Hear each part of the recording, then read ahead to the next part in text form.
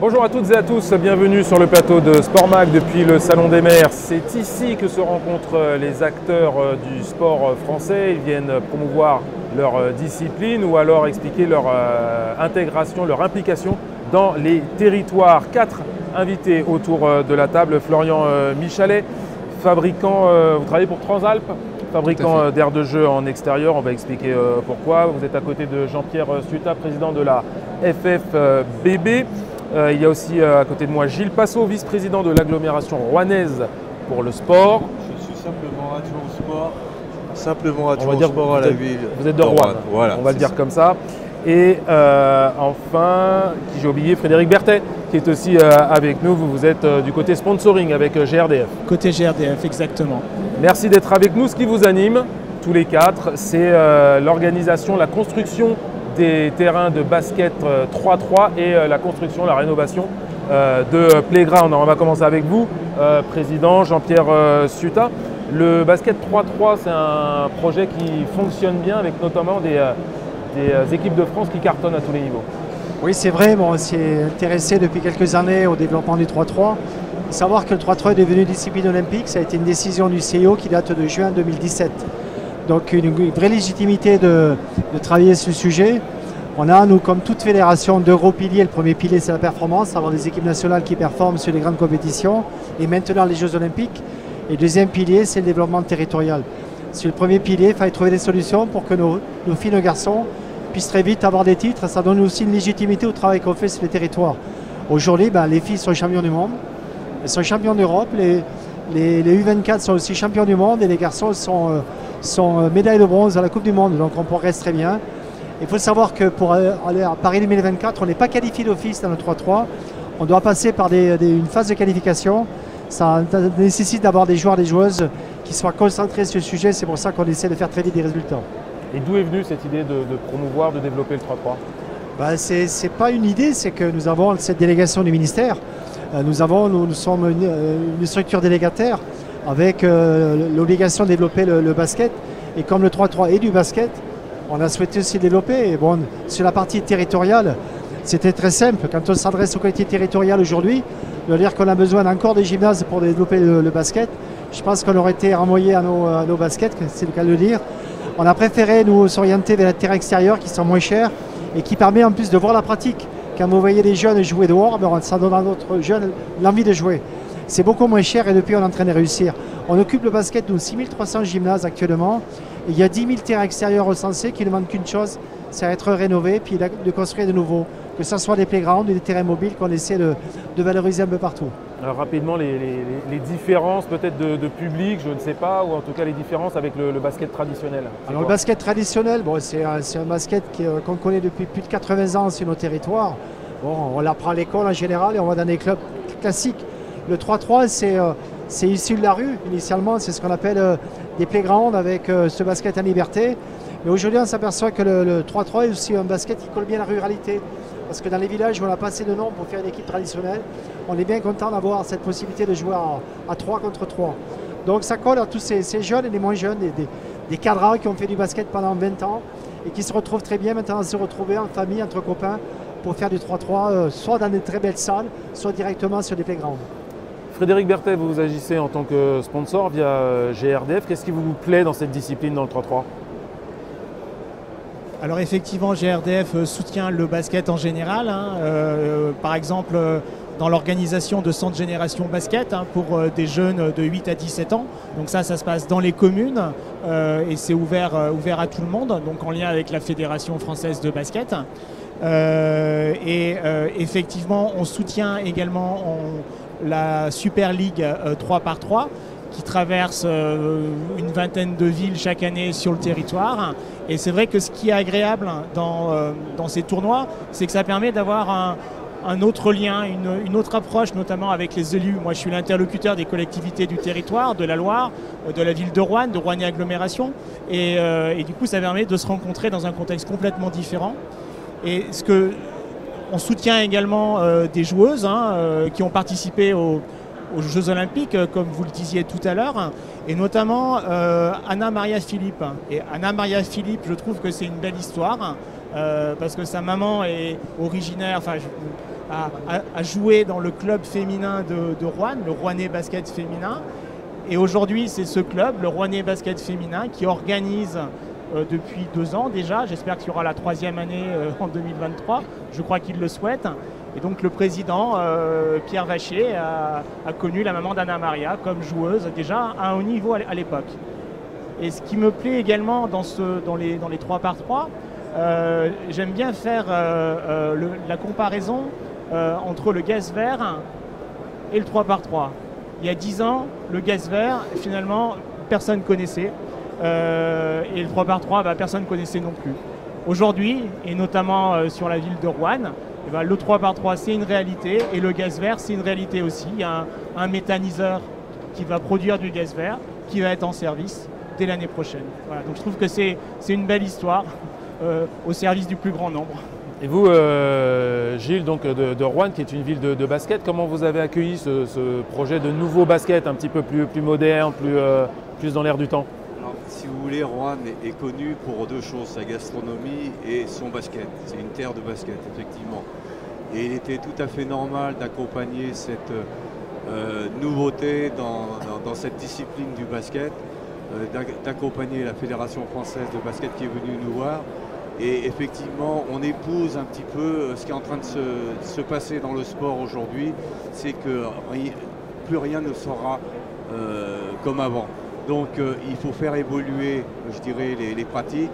Et la pratique du 3-3, c'est une pratique semi-liberté qui va attirer un nouveau public, des joueurs qui n'ont pas envie forcément de se licencier dans un club et qu'on pourra peut-être récupérer justement par la suite pour intégrer des structures, etc. Mais simplement, moi, ce qui m'intéressait dans le 3-3, c'est effectivement une activité de plein air, de rue, et puis c'est la fête, Et on avait oublié que le sport aussi, c'est un peu la fête, c'est le sourire, c'est la banane. Et effectivement, quand on se balade en ville, et qu'on passe à proximité de ces terrains 3-3, il y a toujours du monde. Il y a toujours du monde. Même quand il fait mauvais, etc. Et ça c'est super. C'est un vrai succès populaire, Jean-Pierre, ce basket 3-3. Est-ce que le basket avait besoin de ça?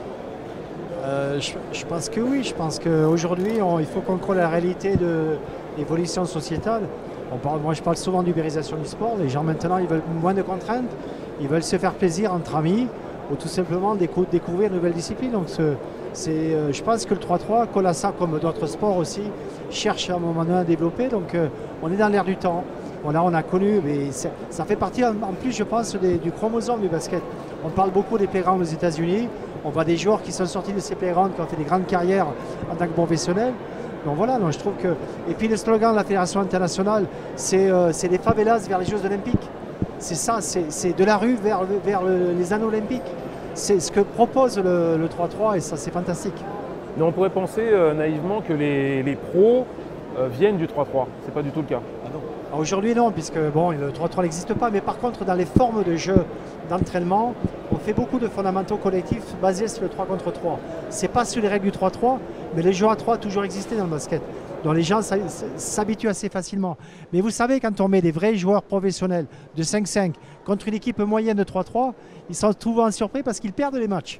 Parce qu'il y a quand même aussi une culture spéciale du 3-3 et ça c'est intéressant. Alors pour développer les structures de 3-3, il faut des playgrounds forcément. Et vous, Florian, c'est votre travail avec Transalp qui fabrique des aires de jeu en extérieur. Vous êtes un véritable partenaire pour la Fédé pour développer ça. Tout à fait, donc nous sommes partenaires et nous fabriquons depuis bientôt 50 ans des espaces sportifs et ludiques de plein air. Et du coup, il se trouve que la démarche de la fédération de sortir des gymnases, de venir vers une activité d'extérieur ouvert à tous en accès libre, et du coup nos chemins ne pouvaient que se croiser puisque nous ne faisons que de l'accès libre, des structures pérennes et ouvertes à tous. Voilà. Alors à quoi ressemblent vos structures? Donc on a plusieurs types de structures. On peut travailler sur des structures éco-conçues avec des matériaux recyclés, notamment le plastique recyclé, le magnélis. On a un terrain très qualitatif, extrêmement esthétique qu'on a inauguré récemment sur l'agglomération lyonnaise, tout en inox. En tout cas, on a travaillé en lien avec la fédération pour répondre à leur cahier des charges, pour répondre à leurs besoins de pratiques en accès libre et éventuellement de pratiques compétitives. C'est-à-dire que tout est fait pour accueillir des compétitions sur nos playgrounds. Alors de votre expérience, parce que Gilles nous parlait de spectacles, de fun, les structures que vous montez permettent ça aussi? Ah ben c'est des structures, une structure de playground basket 3-3, vous avez une enceinte qui traîne à côté avec de la musique, avec, j'entendais la joie de vivre, c'est exactement ça quoi. Et ce sont des équipements qui désemplissent pas. Voilà. On a été pendant très très longtemps leader sur les terrains multisports, je le disais tout à l'heure. Les terrains multisports, les paniers de basket étaient à l'intérieur d'un terrain sur lequel on joue finalement à 95% du temps au foot sur un gazon synthétique. Et nous, depuis longtemps, on met le panier de basket à l'arrière de la cage pour que les basketteurs aient leur espace de jeu. Et puis finalement, les paniers de basket se sont détachés et ont des enceintes pour eux. Voilà. Mais alors qui joue? Il faut par exemple un groupe de jeunes qui veut jouer, comment ça se passe? Est-ce qu'ils doivent passer par la mairie, s'inscrire? Est-ce qu'ils doivent payer comme dans les fives? Alors c'est de l'activité libre, complètement gratuite, hein. Ça on est vraiment là-dessus chez Transalp. Payé par les municipalités. Tout à fait, c'est un investissement de la collectivité pour rendre un service et éventuellement répondre à un besoin dans la collectivité d'un équipement sportif de proximité dédié autour du basket. Ce qui est intéressant, c'est qu'une fois que ces équipements sont installés, il se trouve que les associations de quartier, les centres de loisirs, l'association de basket de la commune investit ce terrain, ressort du gymnase et encadre des séances directement, éventuellement dans les quartiers ou dans les espaces de vie sur lesquels il y a ces terrains. Et c'est vrai que là, à l'image, on voit des exemples de structures. Ça habille aussi un petit peu les villes, Gilles. Oui, je vais vous dire, ça a de la gueule. Nous, vous le dites autrement, mais c'est bien dit aussi. à la ville de Rouen, on en a créé 10. 6 au stade Malval, vous pouvez aller voir, 6 qui se suivent, qui sont à proximité de la halle André Vacheresse. Ça veut dire que c'est ouvert à tout le monde, même aux professionnels de la chorale de Rouen. On en a 2 autres vers le gymnase Carnot, qui est à proximité du centre de formation de la chorale de Rouen aussi. Et puis le dernier, c'est vers le gymnase de l'Arsenal, où effectivement, il est à proximité du gymnase de l'Arsenal, où s'entraînent les équipes de Rouennais basket féminin. Mais je voudrais vous citer une petite anecdote. Quand on a créé un terrain, je faisais un petit peu le tour pour voir si effectivement ça attirait les jeunes du quartier, etc. Et puis effectivement, je suis allé les voir, j'ai discuté avec lui et je me suis aperçu que dans ces jeunes, il y avait beaucoup de jeunes des communes extérieures de la ville-centre. Et c'est là où je me suis dit, et je voudrais être l'ambassadeur du 3-3, pour les petites communes, c'est un outil extraordinaire parce que souvent, vous n'avez pas forcément les effectifs suffisants pour avoir des équipes de basket 5-5, mais du 3-3, c'est facile et on joue quand on veut, etc. Et souvent, on a des vieux terrains de tennis ou de basket. Il faut simplement juste les réaménager un petit peu et puis vous pouvez faire un 3-3 extraordinaire. Et là, ça va être la guerre entre les disciplines. Là. Si vous commencez à dire qu'il y a des vieux terrains de tennis, il y a peut-être des terrains de foot qui servent à rien. De toute façon, c'est le bilan. Hein, voilà. Ce qu'il faut, c'est que l'espace soit occupé. Oui, moi je veux intervenir parce que c'est très important ça. 1, on sort de nos gymnases. 2, on propose une pratique qui ne coûte pas cher. Les collectivités locales le comprennent. Les gens viennent, si c'est propre, si c'est beau, les gens viennent davantage et ils le respectent parce que c'est un travail qui est fait pour eux. Moi je le vois ici sur la région parisienne, sur Paris, on a rénové une quarantaine de playgrounds. Ils sont tous stylisés avec la peinture et tout, mais les associations de quartier se l'approprient et le respectent, ça c'est intéressant. Et c'est aussi une possibilité pour les jeunes filles ou les femmes de jouer. On parlait tout à l'heure de l'expérience du foot.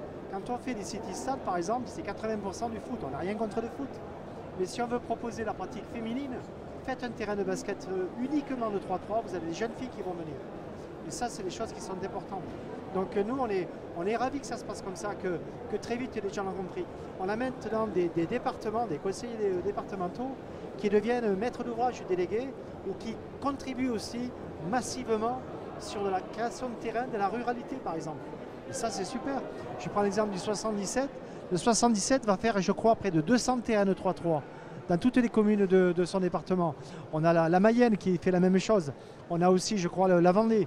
Donc en complément de ce que veulent faire les collectivités locales du premier niveau, c'est-à-dire les communes et les comités de communes, on a aussi derrière les conseils départementaux. Donc on ressent bien que ça crée une vraie activité territoriale pour pas cher. Et je trouve ça super. Ceci dit, il y a beaucoup de territoires qui vont se lancer dans ce projet-là, mais le plan initial est quand même assez ambitieux. 5000 équipements sportifs pour Paris 2024, c'est énorme. Nous, déjà, on s'est proposé d'en faire 500, on est à 300 je crois, dont 150 qui sont déjà, ou 160 qui sont déjà financés par l'Agence nationale du sport. Donc sincèrement, si on se retrousse les manches, avec le bon travail que nous faisons, je pense, en relation avec les collectivités territoriales qui sont le vrai financeur contributeur du sport, aujourd'hui on peut y arriver. Il n'y a pas de raison, je dirais, c'est une opportunité extraordinaire. On a les Paris 2024, on a un héritage à construire. Et l'idée c'est qu'on le construise ensemble. On a en plus des équipementiers. Pour Transalt, c'est un énorme marché. C'est un gros défi et c'est un énorme marché, tout à fait. Qu'on est prêt à relever, sans aucun problème.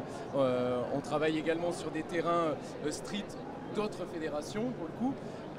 Mais en effet, je crois que toute la filière du sport doit savoir et pouvoir bénéficier de Paris 2024.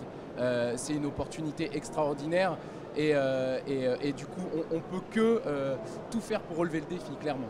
Comment ça se passe d'un point de vue dégradation? Vous me dites que c'est des terrains donc, qui sont principalement dans des zones urbaines et souvent quand on passe à côté, on voit que c'est tagué, qu'il y a des graffes, etc. Est-ce que finalement l'image du basket fait que il y a une forme de respect par rapport à ces équipements-là? Nous, très franchement, sur les équipements en eux-mêmes, on n'a absolument aucun problème. Absolument aucun problème. Je crois que souvent, ce sont aussi des projets qui répondent aux besoins des habitants. Et donc, les habitants sont directement intégrés dans la réflexion. Et du coup, quand on intègre les gens dans la réflexion, il y a un respect de l'équipement derrière ça. Et bon, ça, c'est tout le travail pédagogique que font les élus sur les collectivités, que font les partenaires autour de la fédération. Et je pense que c'est la clé de la réussite. Si votre équipement ne répond pas à un besoin, alors à ce moment-là, oui, il pourrait être malmené. S'il répond à un réel besoin, il n'y a pas de souci. Après, le tag fait aussi partie de la culture urbaine. Quand on s'en tient à ça, il n'y a aucun souci pour nous, quoi. Frédéric, je reviens vers vous en tant que sponsor. Reparlez-nous un petit peu de la Super League et de sa structure, parce qu'il n'y a pas que des compétitions pour les adultes, il y a aussi des compétitions pour les jeunes, des compétitions un petit peu pour tous les niveaux. Alors pour les jeunes, il y a principalement les centres Génération Basket. Donc c'est des stages gratuits, ouverts à tous les enfants de 8 à 17 ans pendant chaque période de vacances scolaires.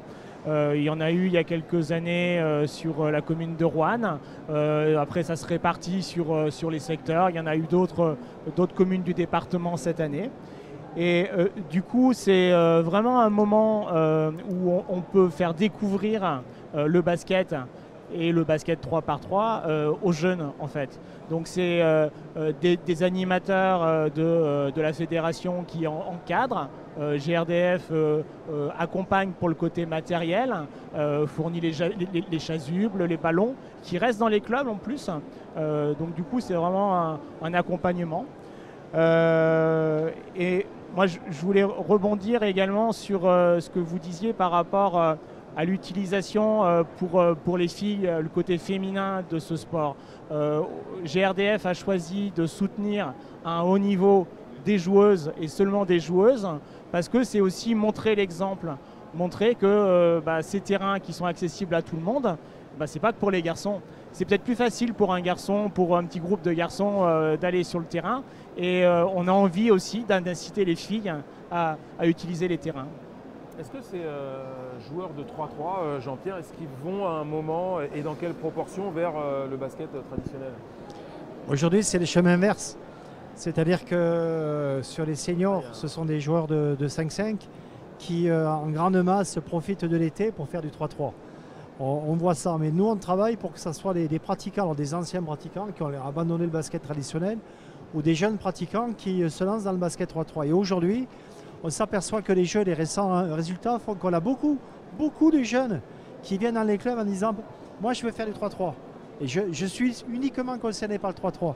Et notre défi à nous, la fédération, avec notre réseau, donc les ligues, les comités, les clubs, c'est faire en sorte qu'on puisse accueillir ces gens qui ne veulent faire que du 3-3. Donc un jour, on aura une population dans nos structures qui seront dédiées au 3-3 pour accueillir des jeunes dans le 3-3. Et un jour, bien évidemment, il y aura des passerelles classiques entre le basket 3-3 et le basket 5-5. Tout ça, c'est à construire. Je vous parle à l'échelle 10 ans, 15 ans. Mais aujourd'hui, c'est ça le défi. Comment accueillir des jeunes qui veulent faire du 3-3? Comment les engager dans une démarche, qu'elle soit de loisirs, compétitive ou vraiment vers la performance, et ensuite faire en sorte qu'on puisse faire des passerelles entre les deux activités. Alors j'imagine que pour vous tous, les Jeux Olympiques de 2024, c'est un vrai virage aussi. On a parlé du basket 3-3, il y a le basket 5-5 aussi qui marche, puisqu'on a une star, là, Victor Wembanyama. On va dire que le basket en ce moment a vraiment le vent en poupe à tous les niveaux, 3-3, 5-5, féminin, masculin. Je suis content que ce ne soit pas moi qui le dise. Déjà, non, on fonctionne bien. Écoutez, on va battre le record du nombre de licenciés cette année, malgré la crise, malgré les difficultés. Donc c'est le gros chapeau de travail des clubs. Puis ensuite, on a des résultats dans la continuité parce que la formation à la française est excellente. On a eu le phénomène avec Tony Parker, Boris Dio à l'époque. On s'aperçoit qu'on a maintenant de nouveaux champions, à l'image de Victor et pilote qui arrive derrière aussi. Et en fil, la même chose. Donc oui, on a des beaux résultats. Alors on sort de trois médailles consécutives, 3 podiums consécutifs en garçon depuis 2019. Et puis on espère faire un gros coup en 2024. C'est tout le mal qu'on souhaite au basket français. Les filles sont présentes aussi, le 3-3. Et tout ça, ça donne légitimité. Quand on va aller voir les comités territoriales, c'est plus facile de dire qu'on a été champion de quelque chose, plutôt que de dire si vous nous aidez, on sera champion. Nous, les champions, continuez à nous aider. Oui, mais ce discours-là, à Rouen, on n'en a pas besoin. On est une ville de basket. Oui. Je voudrais réagir par rapport à ce que vous avez dit concernant le respect des terrains. C'est incroyable. Depuis qu'on les a faits, on n'a eu aucun graffiti, etc. Ça veut dire que les jeunes se sont accaparés l'équipement et le respectent. Et puis il y a une autre notion qu'on a oublié de parler, c'est l'autonomie. C'est-à-dire qu'ils vont s'organiser tout seuls, sans structure. Et ils vont s'arbitrer eux-mêmes. C'est incroyable. Et tout se passe bien. Donc vous voyez, c'est une autre conception du sport. Et je pense que ça va aider beaucoup justement à l'avenir du basket. Un basket un peu plus libre, entre guillemets. Oui, tout à fait, oui. Plus voilà. Coloré, plus... Voilà. Autrefois, le basket, c'était le sport des petites communes. Vous savez, c'est la France. Le vrai basket, il est là. Il est là, ce basket. Aujourd'hui, il est un petit peu plus en difficulté. Il s'est déplacé vers les grandes villes, les grandes agglomérations. Et puis, il y a une nouvelle discipline qui arrive, c'est le 3-3, qui va aller partout. Et c'est pour ça que je disais qu'il fallait que les petites communes rurales investissent ces terrains-là parce que ça vaut vraiment le coup et ça va plaire à la jeune génération. En tout cas, le basket, c'est une de nos grandes fédérations sportives au niveau français. Donc on attend avec impatience les Jeux Olympiques de 2024 pour avoir des résultats en 3-3, en 5-5, filles, garçons. On attend les jeux, les résultats, on attend beaucoup de terrain pour pouvoir pratiquer et beaucoup de partenaires pour nous aider à continuer dans le développement. Tout va bien. De la table et des agglomérations, des territoires pour accompagner tout cela. Merci messieurs d'être venus débattre avec nous autour du basket français et de son avenir. Et nous on se retrouve dans quelques instants pour une nouvelle émission sur Sport Mag.